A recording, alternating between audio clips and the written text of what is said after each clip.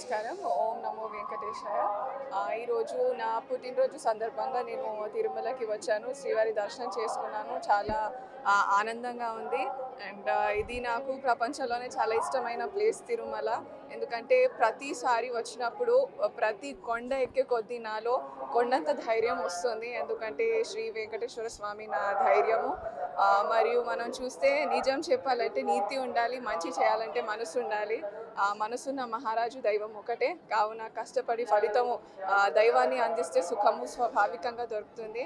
And ఇక్కడ వచ్చిన భక్తులందరూ కూడా చాలా అదృష్టవంతులు. ఎందుకంటే మనం చూస్తే అంధకార బంధురమైన కలియుగమున గతి తప్పిన మానవ జన్మానికి సూర్యుని వెలుగు లాంటిది ఈ తిరుమల శ్రీవారి దర్శనం అని నేను చెప్పగలను. ప్రస్తుతానికైతే ఇప్పుడు ట్రైనింగ్ జరుగుతుంది. రాబోయే యూరోప్లో జరిగే స్లోవేనియా ఓపెన్ గురించి నేను ఇప్పుడు ప్రిపేర్ అవుతున్నాను. సో అక్కడ కూడా బాగా పర్ఫామ్ చేస్తాను అనేసి ఆశిస్తున్నాను. And really glad to be here today.